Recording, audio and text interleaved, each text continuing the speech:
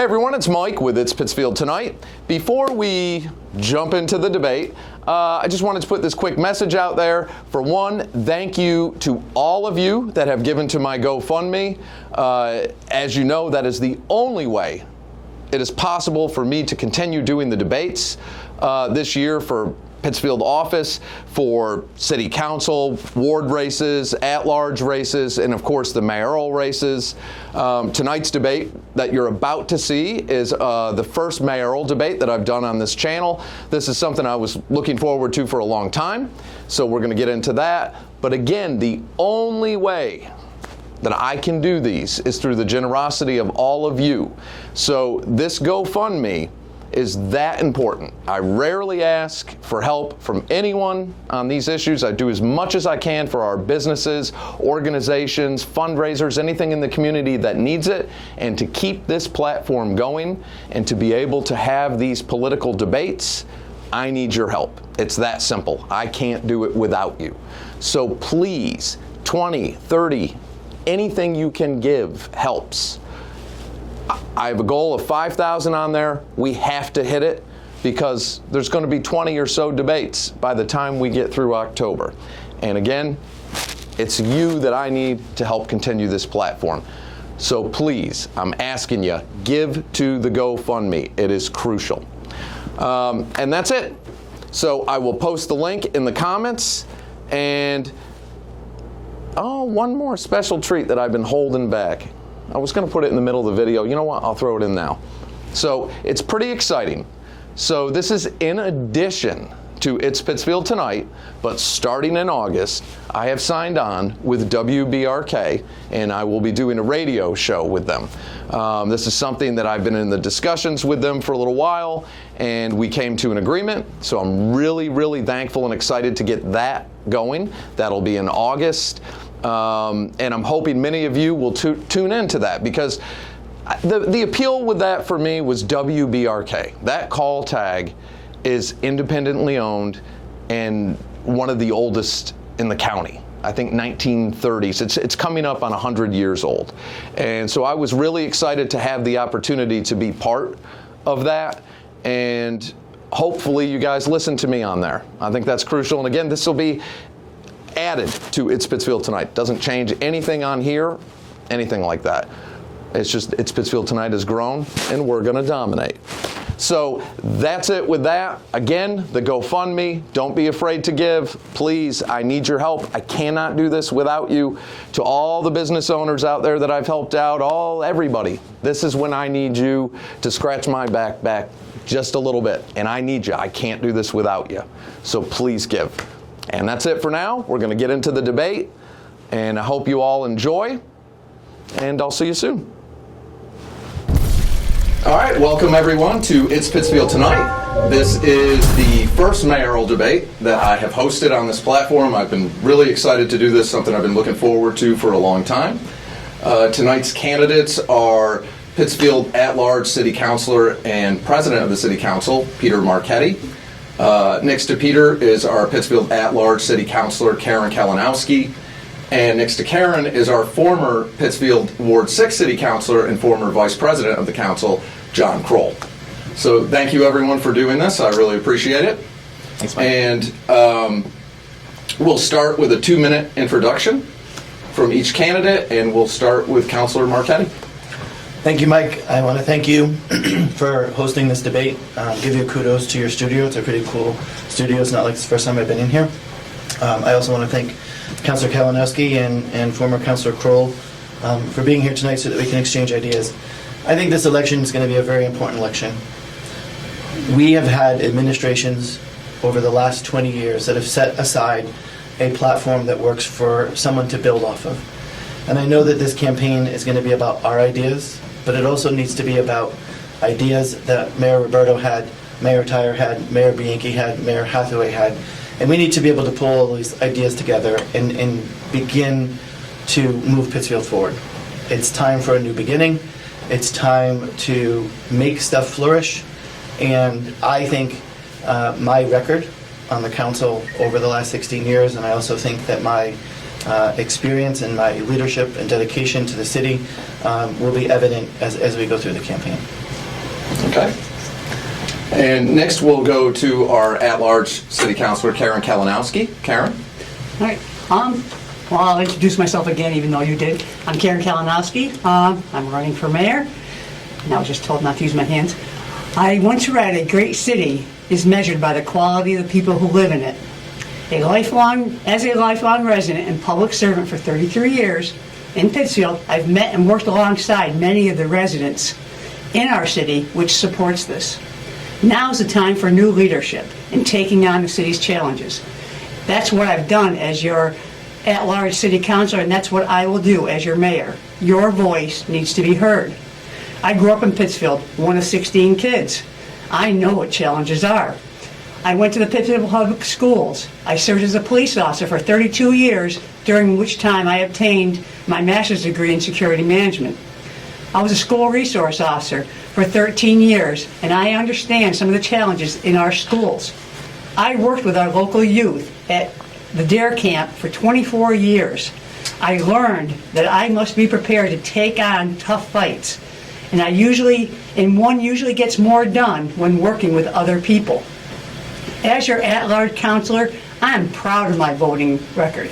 I have advocated and voted to reduce your property taxes, your water and sewer bills. I advocated for a safer design of our bike path in our downtown. I supported our city schools' paraprofessionals, cafeteria staff, custodians, and bus drivers for a more livable wage. I advocated for less administrators and more teachers in the classroom. We must work together to bring our schools back to a safe learning environment where all students get a good education. This is where I grew up, where I married, where my kids attended public schools. Pittsfield is filled with smart, intelligent, generous people, and I believe we all see a lot of room for improvement. And as your mayor, I will help lead the charge. All right. And next to Councilor Kalinowsky, our former councilor and former vice president of the council, John Krol. Well, thank you, Mike, and thank you, President Marchetti and Councilor Kalinowsky. My name is John Krol. I'm a father.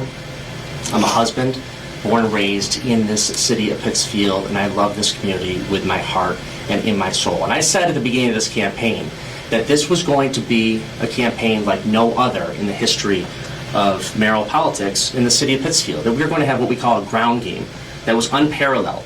And that's exactly what we're doing, because it is important right now to be able to hear from the citizens of our city, to understand their hopes, dreams, and desires, because right now there is a disconnect between City Hall and the people. And we need to make that connection once again. For example, my friend in West Pittsfield, who is a senior citizen and feels as though because the taxes are so high and continuing to go up, that she's not going to be able to stay in her house much longer. The status quo is not going to bring her tax relief. It is time for a change. And I'll tell you, when it comes down to it, at the doorstep each and every day, that is the consensus that I hear. People in the city of Pittsfield want a change, and we are going to bring that to them. For example, in Southeast Pittsfield, we have a contractor who says, John, you know what?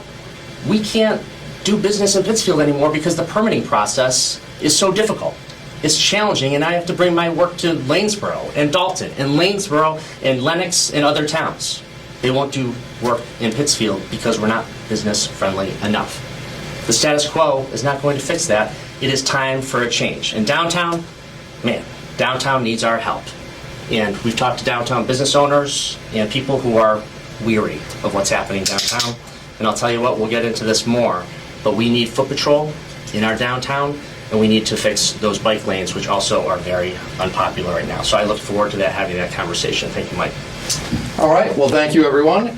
And the questions I'm going to ask, there's a variety of questions. I picked a few. I'm hoping you guys come back as the season progresses, because people send me a ton of questions, and there's no way to put them all in there. So just to let all of you know, I have all your questions. I picked the ones we're going to ask for this debate. If you didn't hear what you wanted, then you're going to have to tune into the next one.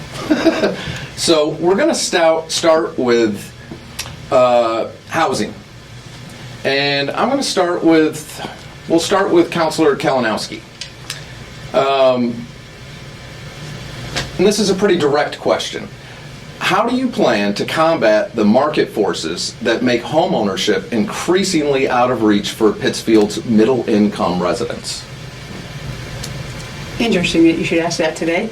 I just went to the state's economic development meeting, and the issues going on in Pittsfield is multifaceted. We need to do something about housing, but at the same time, we need to have more people be able to work our jobs because people are looking for help. So basically what we asked for was funding to let people upgrade the housing. I mean, we have a lot of houses in Pittsfield. We have a lot of empty houses in Pittsfield.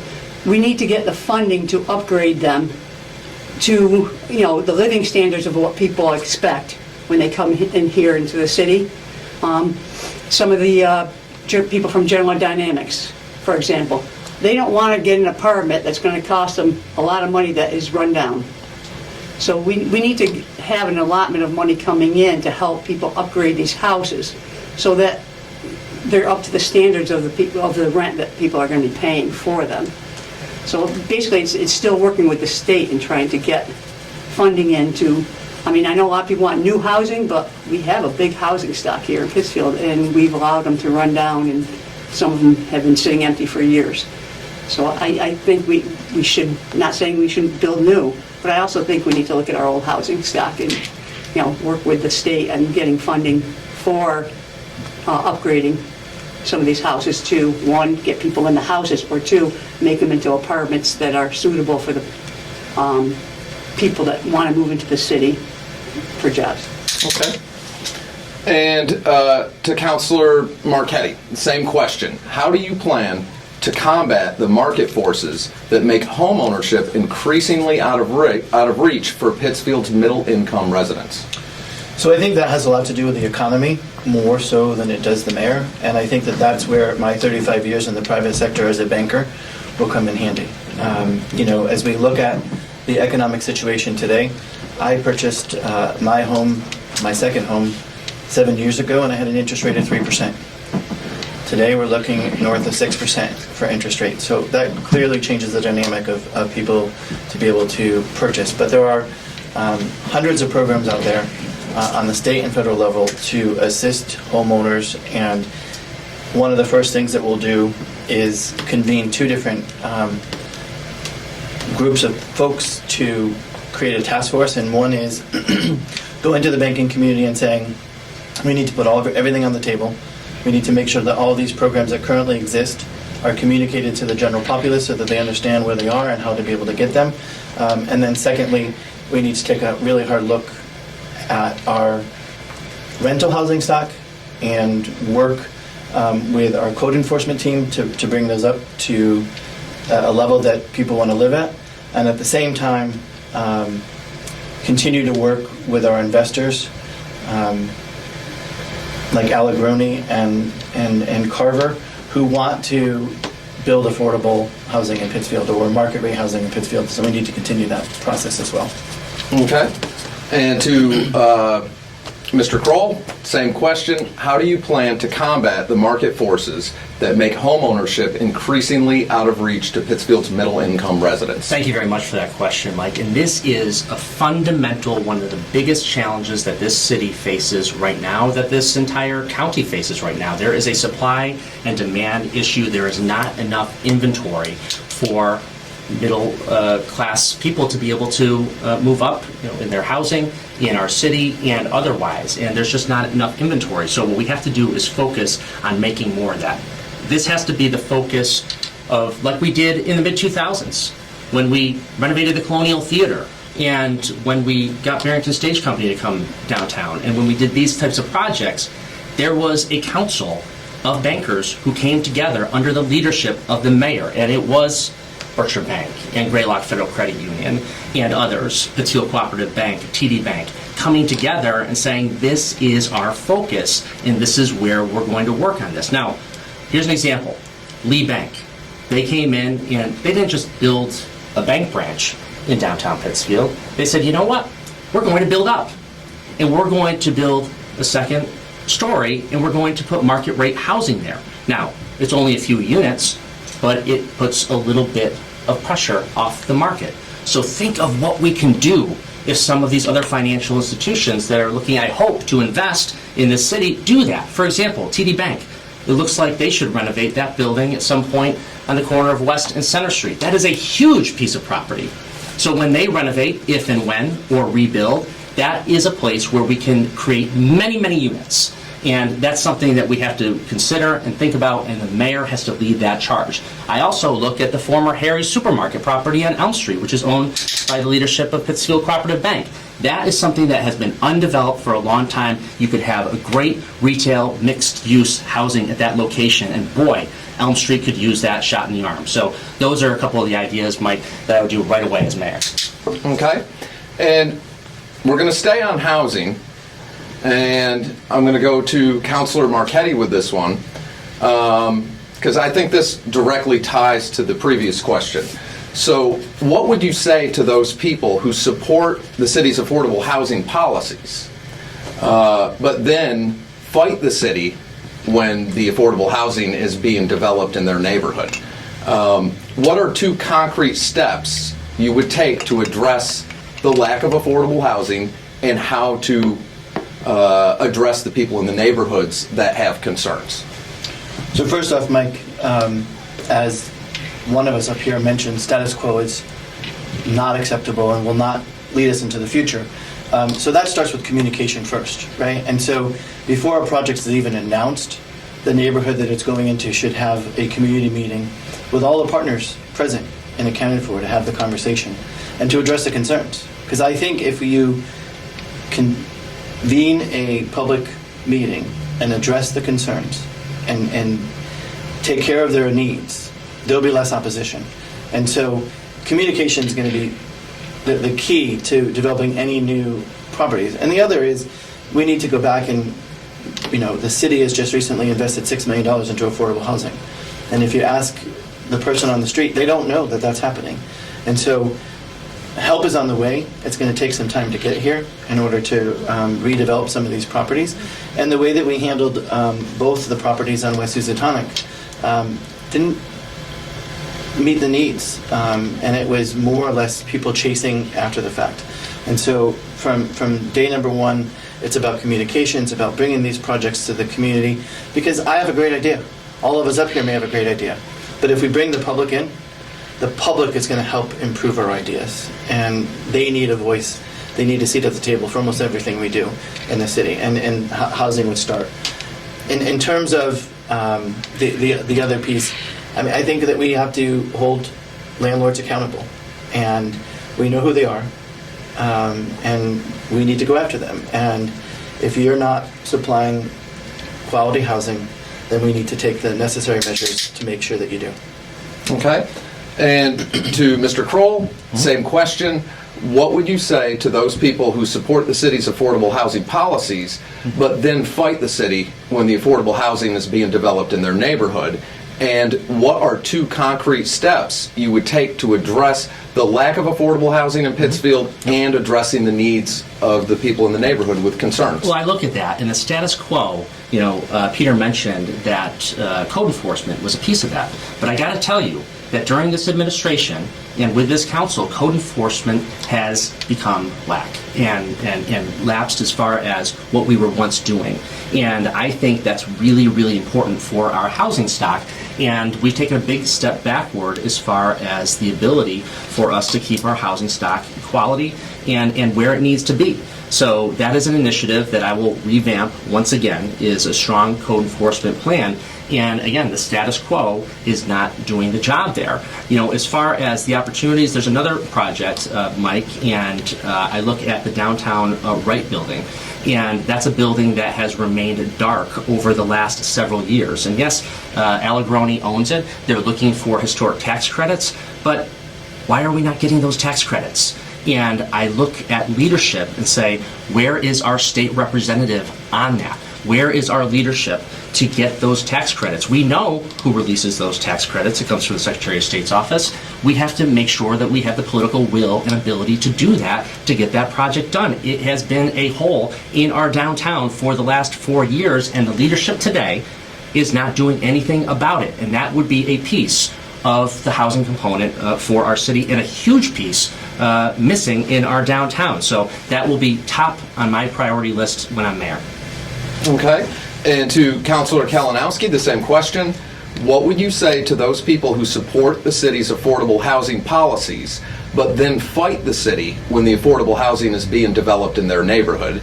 And what are 2 concrete steps you would take to address the lack of affordable housing and addressing the concerns of the residents in those neighborhoods? All right. I think, my cohort there brought up about meeting with the constituents.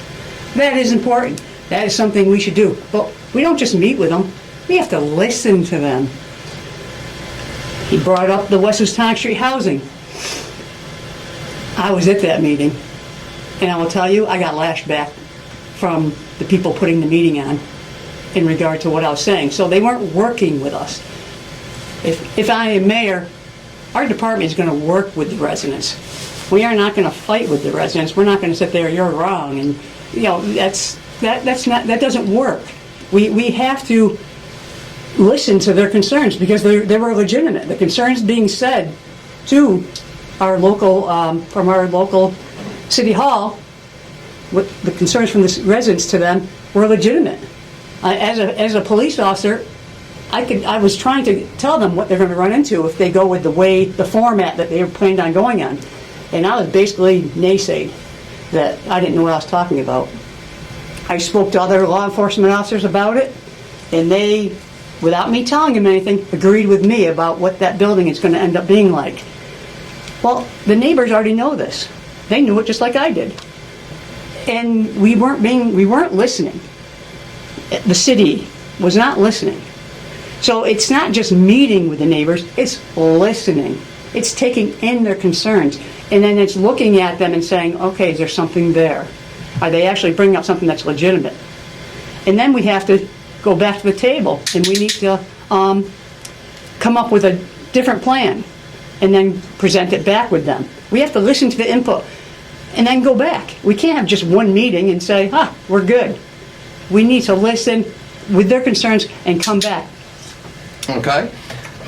Mike, if I could. Mr. Krol actually mentioned my name, and so I want to kind of go back to the status quo. Okay. That's exactly why last year, when I was voting on the budget, I advocated and also supported 2 additional building inspectors so that we could reinvigorate the code enforcement team. So, this whole campaign is going to be about status quo and labeling people to other people, and I did say that it was our job to have these meetings and listen, because I may have a great idea, but they may have improvements to make it better. So I was saying that we need to listen to the neighbors and the residents when we're out on a particular issue. Okay. And Councilor Kalinowsky, if you would like 30 seconds to respond back to that, you can. Well, like I said, it hasn't been built yet, so I do not know if they're going to make any changes at this point. It seemed to be good to go the way that they said. I even spoke to some of our state delegates. Okay. We're going to go to, we've got one more on housing I'm going to go back to. But this one is one that I received basically from the most people. So this one's taxes, basically, concerning taxes in the city. And we'll start with Mr. Krol. The City Council recently approved the mayor's budget of $205 million. And this is the largest increase in the city's history. With other large projects being discussed, such as much-needed building improvements to some of our schools, a new police station. Pittsfield has a large population of seniors retired and on fixed incomes, many already struggling to make ends meet with higher property taxes, massive increases in their water and sewer bills, and the overall effects of inflation. It has many wondering how they're going to be able to make ends meet now. How do you plan, if elected mayor, on accomplishing these projects like the schools or a new police station without taxing seniors out of their homes? Absolutely, and Mike, that is a huge thing that I hear at the doors each and every day as I'm talking to not only senior citizens, we're talking about families who are struggling, at the grocery store with inflation through the roof and taxes on top of it and the water and sewer rate. First of all, we should have used a big portion of our free cash for tax relief in the city of Pittsfield. $17 million in free cash is the most we've ever seen. And I was on the council for 10 years. Never did we ever approach that much in free cash. And this administration continues to tax people more and more, and the status quo continues to do that. In addition, the water and sewer rate. We should have taken a big portion of the $44 million in ARPA funding and defrayed the cost of water and sewer. There's no question about it. I mean, times are tough for people. And when you talk about a rainy day fund, well, it's raining, folks. So it's time to help out the taxpayers. As far as the long-term savings, there are two areas, Mike, that I think that there are incredible savings. Look, we lose $3 million a year in school choice every year for those students who go to other school districts. And I look at that and say $1.1 million that goes to Lennox alone. And we should be working with other school districts and sharing services. There was a report that came from an education task force about a decade ago that said if we are able to move down to one school district across Berkshire County, that would at that time save $30 million. Now, we know we're not going to get down to one school district for the entire county anytime soon, but Pittsfield has to take the lead on that. This is unbelievable that this has gone on for so long. Pittsfield is the heart of the Berkshires. We have to take the leadership position and start sharing services. In addition, I know that there are savings also in negotiating with medical providers through health insurance. That's something, again, the status quo has not done over the last several years, and that is what I will do as mayor to save taxpayer dollars. Okay, we'll go to Councilor Marchetti. The City Council recently approved the mayor's budget of $205 million, and this is the largest increase in the city's history. With other large projects being discussed, such as much-needed building improvements to some of our schools, a new police station, and with Pittsfield having a large population of seniors retired and on fixed incomes, many already struggling to make ends meet with higher property taxes, new massive increases in their water and sewer bills, and the overall effects of inflation has many of them wondering already how they're going to make ends meet. So how do you plan, if elected mayor, on accomplishing these projects without taxing the seniors out of their homes? So, Mike, I'm glad for that question, and I think I'm going to address the status quo issue for the very last time. These problems existed 4 years ago. These problems existed 8 years ago. So some of us that are standing up here trying to place the blame on the one remaining person who might be there. These problems existed long before and may into the future until I'm elected and willing to tackle some of those problems. But let's talk about what I would do differently and where status quo has changed. Okay? This year we had $17.5 million in free cash, and everyone's saying let's just put a huge chunk on it for tax relief for this year. So let's take a large amount of money of free cash and put it to the taxpayers' bill so that this year they get a reprieve. Well, next year, when we don't have $17.5 million in free cash, there's no reprieve. So what did I do? When the mayor came forward with a proposal to put $2 million into the stabilization fund, $2 million into the public works stabilization fund, and $2 million into the OPEB, I stood firm and said, no, we're not going to put $2 million more in the stabilization fund. We need to invest this money on projects that the people keep telling us about. And they keep telling us that they need roads and sidewalks done. And so let's take that $7.5 million and put it to roads and sidewalks. And that passed the city council. That $7.5 million, if free cash that's being used for those projects now, are going to save taxpayers' monies over the next 20 years because we're not borrowing that money like we do every single season to do roads and sidewalks. So right off the bat, we are already being able to reduce debt by not borrowing money to do our roads and sidewalks. And so we took the money from putting it into a stabilization fund or a rainy day fund. He's correct, it is raining. So let's put it to where we need to. Let's fix the problems that we can fix and not have to overburden the taxpayers with additional debt that they're going to pay for. Okay, and if you want when it comes down to it, this administration and this leadership has really taken the stance that we are going to sock more money away over time over stabilization. And what residents are saying is, my gosh, give some of that back. It was Taconic High School. We received $5 million as reimbursement that we paid for up front. Remember, we did Taconic High School. Wonderful project. I was a big part of that. But $5 million reimbursement, we got to give that back to taxpayers. And it wasn't just for 1 year. We should set aside for a few years for tax relief. And that makes sense. And also the $44 million in ARPA, not a dime was used to defray the water and sewer rate. That is something that did not happen under, and this is not something that happened in past administrations. This is this administration and this council. Okay, and 30 seconds back to you, Peter, if you'd like to respond to that. You know, we're going to have this campaign, and I'm just going to say it right now. I'm not Linda Tyler, and you're not Jim Roberto. So can we start debating who we are and what we're going to do, and let the taxpayers have a fair assessment of what we're going to do when we're the mayor? Okay. Do I get to respond to that? Well, Because he said that I'm not Jim Roberto. the final 30 seconds does go to him, but Okay, that's fine. No, you're right. I'm not Jim Roberto, but I'm also. But I'll get to with the next question. So I got to get to Councilor Kalinowsky on this one. So Councilor Kalinowsky, the City Council recently approved the mayor's budget of $205 million, the largest increase in the city's history, with other large projects being discussed right now, such as building improvements in our schools, a new police station, and Pittsfield has a large population of seniors retired and on fixed incomes, many already struggling to make ends meet with higher property taxes, new increases in their water and sewer bills, and the overall effects of inflation. It has many of them realistically wondering how they're going to stay in their homes. So if you're elected mayor, how do you plan on accomplishing these projects without taxing the seniors out of their homes? Well, I can give you the first one, Mike, is the police station. There's nothing wrong with the structure, I was told, because I inquired about the outside structure of the police department. Right now, they moved the detective bureau, which is the upper part of the police station, over to the bank, town hall. And so I talked to our builder, maintenance, and I asked them, I said, could we rip apart the upstairs of the police station, make it just the walls, and redo the police station? It'd be a lot cheaper than building a whole new building at $50 million.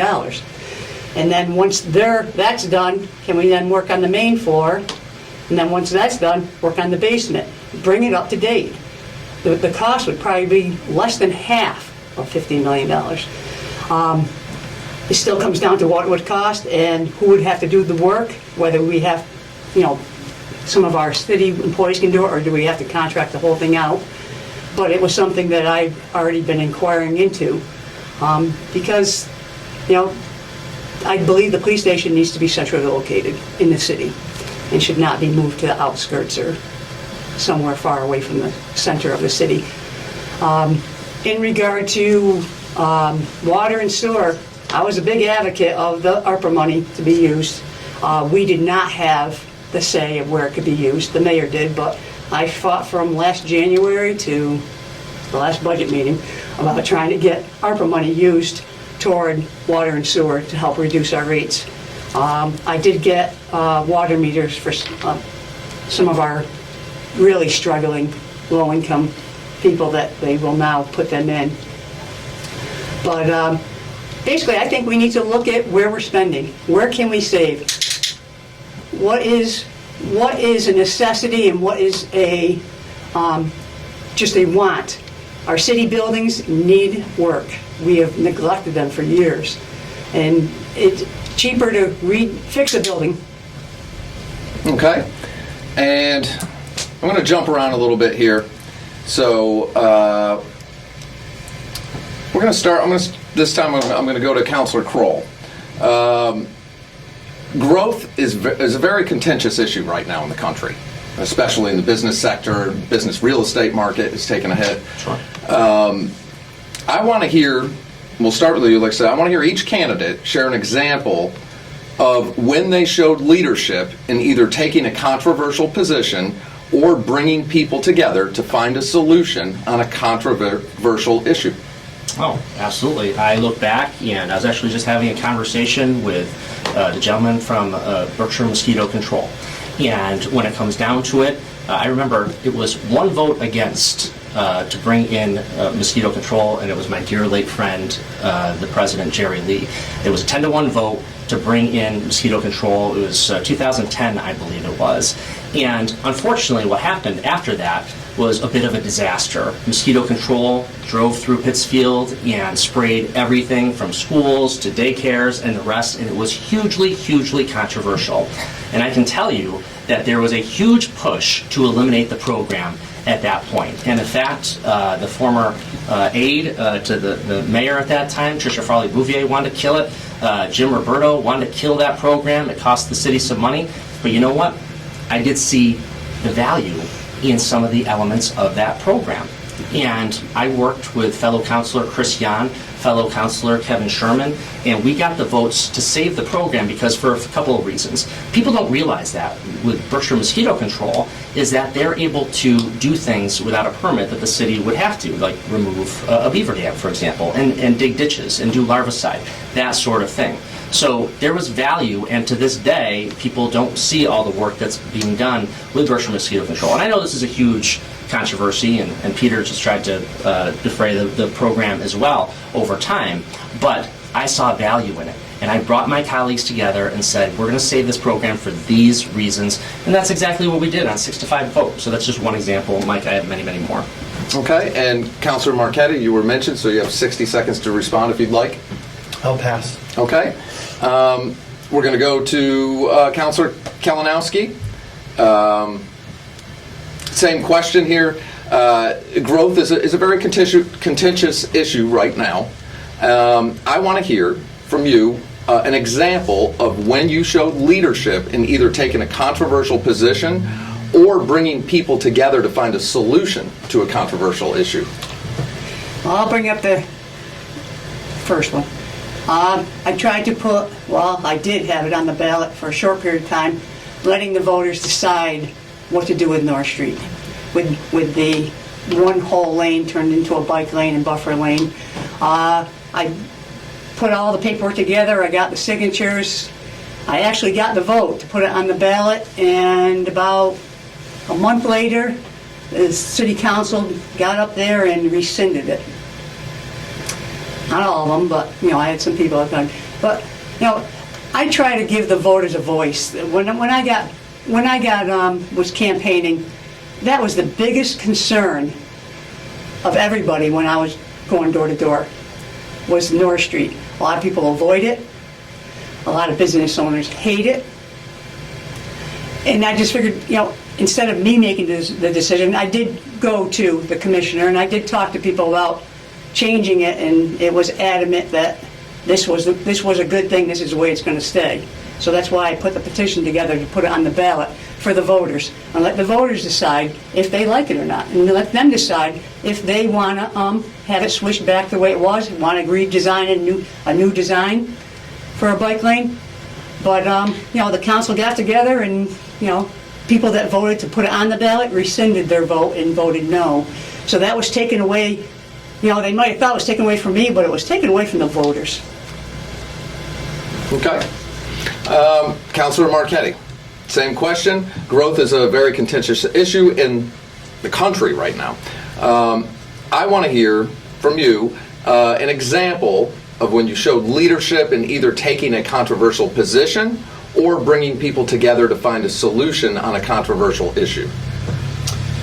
So, I'm not really sure that it's controversial, but I think my example will show leadership. Back during the Mayor Roberto administration, at one of the budgets, the school committee came up with a different presentation, or the school department came up with a different presentation about what the school department budget looked like. And here was the budget, and then there were 3 categories. We should have, we must have, and if we could have, the sky is the limit, let's take those on. When I looked at their budget, one of the things that concerned me is I was heavily involved in Morning Study Initiative, and one of the must-haves that didn't get funded was a second language learner at Morningside Community School. And if anybody knows the Morningside area, there is a large non-English speaking population. And so I went to the mayor and said, we need to fund this position. What do I need to do? And he said, well, if you can get your colleagues on board, we can add the position.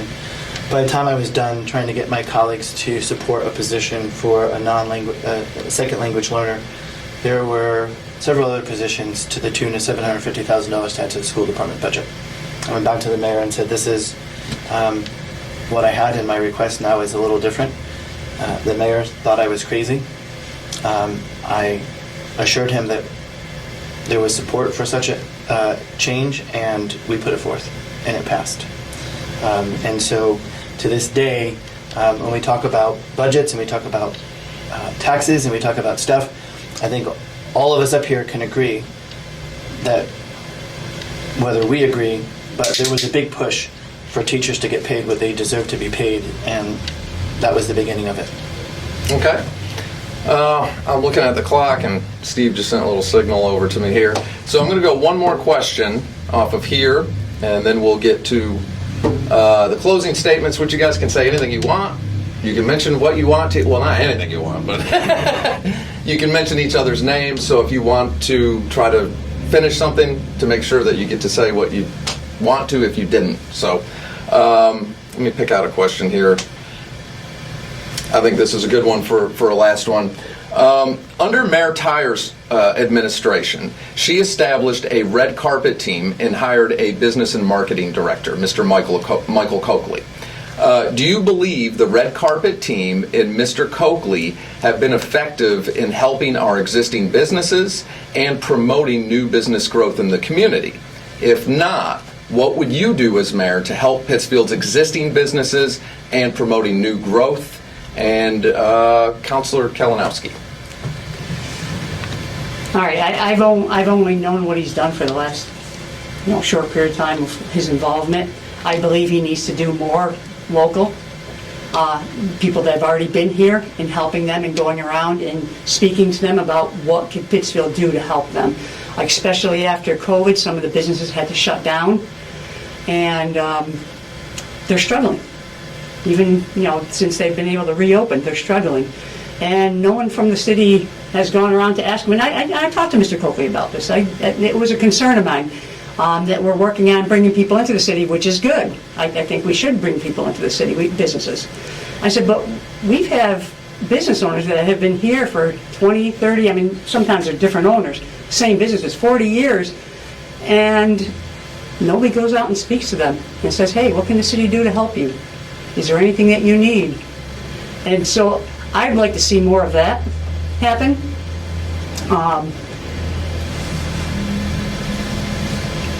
Since I don't really understand the whole concept of his job, it seems like we should be able to bring more people in or have more conversations about businesses coming in than what I'm hearing from in the last year and a half.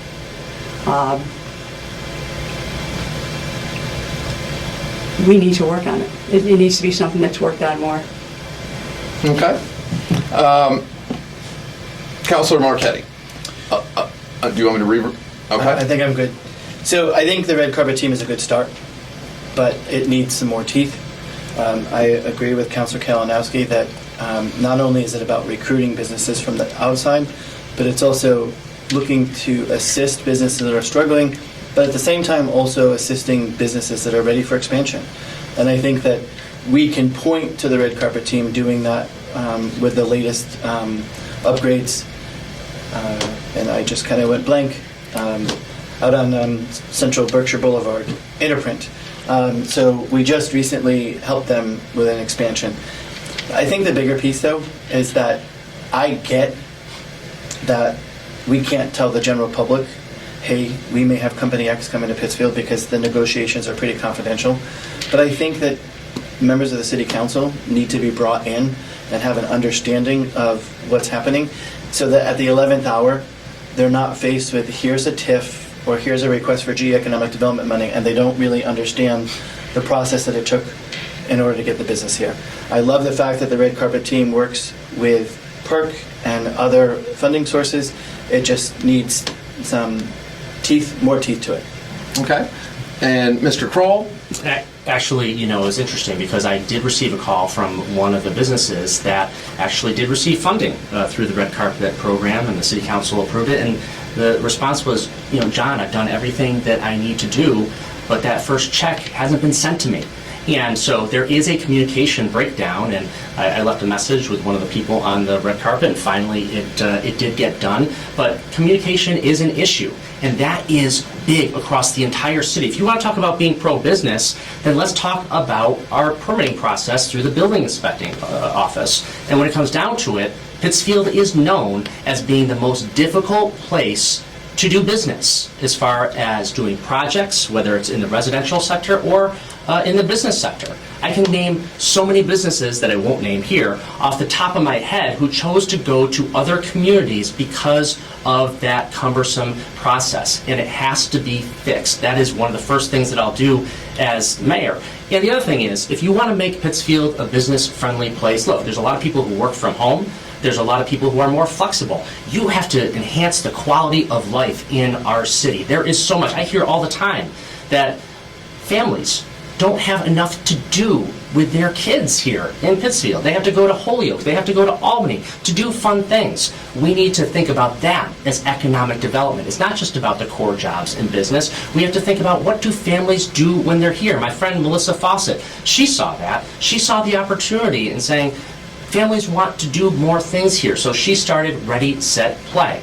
And it has been wildly successful because there is a market for it. So as mayor, we have to think about that and say, okay, where can we put seed money up front for a business that will be sustainable? Because we know it will be sustainable. People are looking for things to do. So enhance the quality of life, improve the downtown, and much, much more. And that will bring in business. Thank you, Mike. Okay.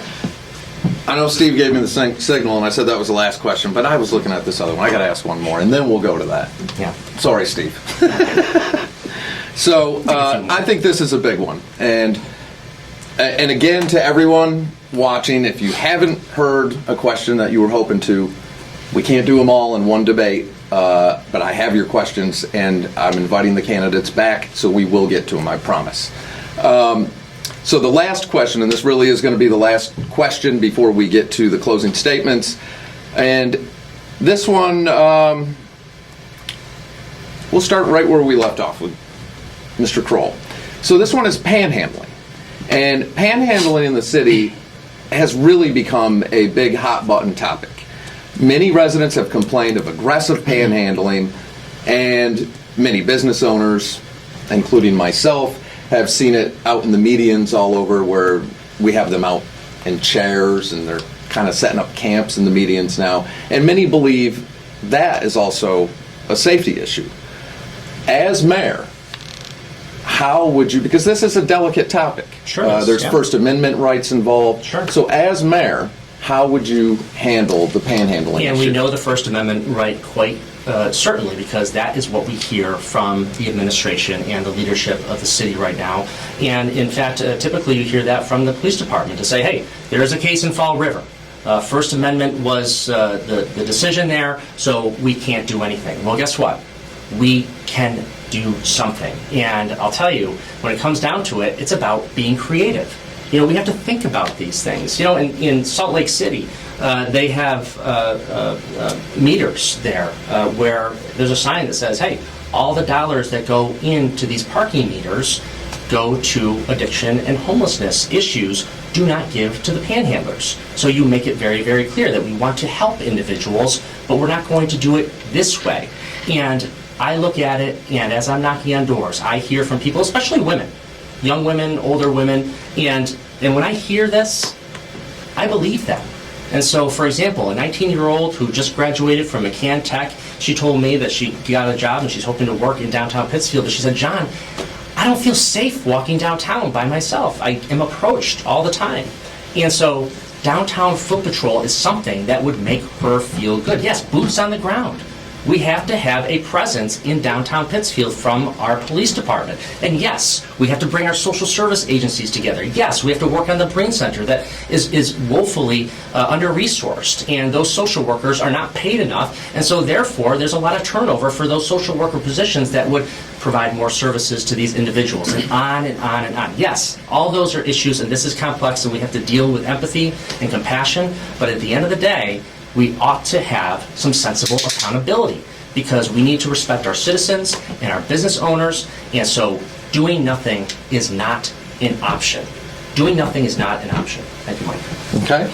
Councilor Kalinowsky, panhandling in the city is a big hot button topic right now, and many residents have complained of aggressive panhandling, and many business owners and residents downtown have complained about the panhandling out on the medians, where they're literally kind of camping out there now during the day. If elected mayor, because this is, as I said to Mr. Krol, this is a delicate issue. There's a lot of legalities to this. So if elected mayor, how will you address the panhandling in the city? Okay, what I have started looking into already, I've talked to our district attorney. I have found one town in Massachusetts that has enacted a ordinance that people can't stay on the island of a road. They can, if they're crossing the street and there happens to be an island right there, they can stay there until they can cross the other part. They don't mention panhandling at all. It's just for anybody and everyone, and nobody can stand there. I've also saw things a little bit different from his, is cities that have put up signs with all the different social services. If you're hungry, go here. You know, and naming everything that we have out there and putting them, and basically you're not only telling the people that are staying there, you're telling and asking people not to give them money, that there are agencies here in town that will help them. And then we need to use our agencies. Our police department does have people in social services. Our city has so many social services. They need to be out in the street. They need to be out there talking to the people. I also agree with having officers downtown. I've already spoken to the police department multiple times in regard to this, because I was downtown when there was bigger issues than this. And it's not just women. I had a gentleman that somebody was aggressively trying to get money from, to the fact that he carries. He actually moved his shirt to the side so the guy would back off. And he's not a little guy, he was a big man. But that aggressive panhandling put him in fear of what was he going to do to him. It's all over, whether you are have a business on North Street or you go to see North Street. A lot of complaints. It needs to get stopped. And the best thing is to have officers out there on the street, because you can move them along. Okay. And to Councilor Marchetti, I can reread the question. I'm good. Okay. So, within my first week of office, I would convene a meeting with the DA and the police chief to develop a policy of how we're going to handle it. I, too, have been doing my research, and a friend of mine just came back from Virginia and sent me a sign, a text of a sign that said, "Please do not give to the panhandlers. Give to the charity organizations that help them." And so I've been thinking about, how does that sound, right? You alluded to this as a delicate issue. This is one that we need to use some empathy with as we do that.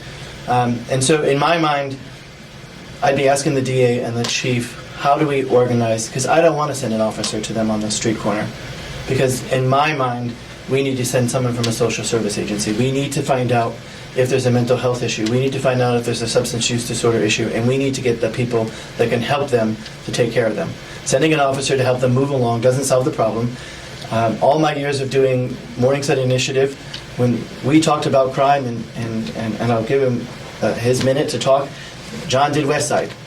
We knew that all we were doing was pushing crime from Morningside to downtown, from downtown to Westside, from Westside back to downtown, and downtown back to Morningside. It was how it worked. And that just doesn't work. And so if you send a cop out to say, move along, they're going to end up on the next street corner, and that doesn't really solve the problem. We need to also inform the public, right? I think there's two things. Someone innocently standing on a corner looking for money, and one who's aggressively attacking people in our downtown or in the parking lots of our shopping centers. And folks need to know that even though the Massachusetts State Supreme Court may say that it's your First Amendment right to be hanging out on a street corner collecting money, it is not okay to physically or verbally threaten another human being. Okay.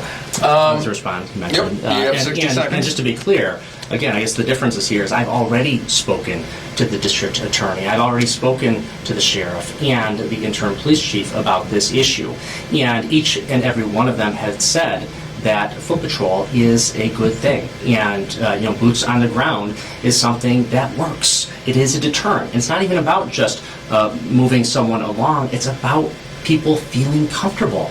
It's about when people are going to work and they don't even feel comfortable going to work, especially at dusk or in the morning, that sort of thing. This is a basic in downtown Pittsfield. People have to feel safe. If we're going to revitalize our city and do what we need to do to make our front doorstep what it can be, then we have to make sure people are feeling safe. That means downtown foot patrol, absolutely. Okay, and would you like to respond to that? No? Okay. So, we're going to get into what you weren't mentioned that I know of, were you? Some of the stuff I said was mentioned. I didn't hear your name though. So, but I will give, you're going to have 2 minutes in the closing statements, so you can use that how you want to discuss what you want. And same rules, if you mention your opponent's name, either one of them, they have a chance to respond, but you will get the final say with 30 seconds. So, we'll start with Councilor Marchetti. Thanks, Mike. Again, thanks for the opportunity to discuss the issues. I think over the next 4 months, as we continue to debate who's the best person to serve in the corner office, we're going to hear a lot of sound bites. We're going to hear a lot of trying to attach people to other people. I hate the phrase boots on the ground, but I'm going to use it. Because for the last 35 years of my life, I've had boots on the ground trying to make Pittsfield a better place. I had my 35-year career at the Pittsfield Cooperative Bank. More than 20 years ago, I first ran for city council, and I've had my ups and downs. I ran for mayor, had my ups and downs, but I keep coming back. And I get involved with boards that matter. I served for more than 15 years with the Morningside Initiative. I have served on the Downtown Inc. board. I have served on the Berkshire United Way board. I have served my community in a whole mess of ways. I've coached youth bowling so that kids have something to do on a Saturday morning. This campaign can't be about sound bites. It needs to be about record. It needs to be about who's best to serve the city. And over the next 4 months, I will prove that I'm that person. I ask for the public's vote on September 19th for the primary. And I will, over the next 4 months, knock on doors and make my record clear. Not the record that someone wants to ping for me, but I will make my record clear. I have been the guy who has provided Pittsfield with the 4th of July parade for the last 20 plus years. I'm boots on the ground, serving my community day in and day out. And so I ask for the public's vote on September 19th. Okay, and we'll go with John. We'll go All right, with thank Mr. you, Krol. Mike, and thank you, Councilor Kalinowsky and President Marchetti. Wow, it has been an incredible 8 weeks. You talk about grassroots campaigning, and I have always loved the opportunity to knock on someone's door and have a conversation. And that's exactly what we're doing in an unprecedented way. Let's face it, City Hall is a bubble. Karen mentioned that there's a situation where there's an opportunity to have the bike lanes on the ballot. What happened was tone deafness. What happened was obstruction. What happened was the City Council bent over backwards to make sure that the people didn't have an opportunity to vote on a very simple issue. That is the culture of City Hall right now, and that is what we have to bust through. That has to change. The entire Marchetti administration is not working, and we have to bring change to that. I had a conversation with a wonderful lady on Upper North Street across from Springside Park, and we were talking about transportation, and she walks everywhere. She doesn't have a car, and she was talking about putting some places for her to sit, not just in the downtown, but beyond, and many other issues we talked about, the senior center and so forth. But you know what she said that struck me? She said, John, you know what we really need to do? We need to raise the spirit of this community. We have to make people feel good about the city again. And that's exactly what has driven me for the past 20 years and beyond, is when I came back to the city to work for the city, it was because I had an opportunity to help this city realize its potential. And I know we can get there, and I'm going to get there. Okay, and he did mention your name. If you'd like 60 seconds to respond to that. Like I said, Over the next 4 months, I will prove to the public why I'm the best person. It is so easy. It is so easy to tie the entire Marchetti administration. What I think he so falsely does, and if he can think back to that one afternoon that we were in Mayor Tyer's office debating about a person that was going to get an appointment, the one who was the rubber stamp with the Tyer administration was Mr. Krol, not me. I tried to do something different. So we're going to try to play this game over the next Which appointment 4 was months. The firefighter. The firefighter. Oh. All right, well, hang on. You can finish, and then you'll have 30 seconds. So, Okay. Okay. you know, I'm just going to run my campaign. I'll take the insults. I'll take the whatever, and we'll go out and knock on our doors and do our job. Okay, and you have 30 So we're talking seconds. about Freddie Conyers? Yep. We're talking about that. So Freddie Conyers was appointed by the mayor. And yes, we did sit in the mayor's office, and I advocated, along with Linda Tyer, that was something that actually she did very much right. It was the right thing to appoint Freddie Conyers to the fire Absolutely. department. And what Peter did, unfortunately, was now, for that time and beyond, the council does not have a yes or no vote on firefighters or police officers. Instead, from that point forward, the city council simply accepts Okay. the appointment from the mayor because he didn't want to All make right. that call. I wanted to appoint Freddie Conyers. Peter All right. And closing statement to our at-large counselor, Karen Kalinowsky. I was wondering if I was going to have to. Well, I'm glad he brought up about the vote for the black line. Since I've been working on the council for 18 months, you can tell I'm a step apart from a lot of the other counselors. We have this mindset of, this is the way we've always done it. And I always fight back, well, let's do something different. One thing I learned in law enforcement, especially doing community policing, is you get other people involved, you listen to other people, and you make changes where it's appropriately. You can't always do things the same way. Society changes, people change, the world changes. You can't keep everything going the same way just because that's the way we've always done it. That's why I decided to run for mayor. We need a change. We need a change of leadership in this city. We have candidates that are being supported by other mayors. And it's been going on for years. Years. If I'm elected, I don't have any of that. I still call myself not a politician, even though I put myself in the politician mode. So my vision for the city is advocating for funding based on necessity rather than on budget history. Placing more teachers and paraprofessionals in our classrooms. That's where they need to be, in our classrooms, teaching our kids. We need to bring our schools up from underperforming to performing. We need to prioritize our funding for roads, sidewalks, and city buildings. We have neglected them for years. That's what people see. Other businesses, when they come look at our city, they look at what we're looking at. I also agree with consulting with other agencies regarding finding solutions for mental health, homelessness, and panhandling, and we need to be more transparent. I am for putting, stuff around the internet of everything.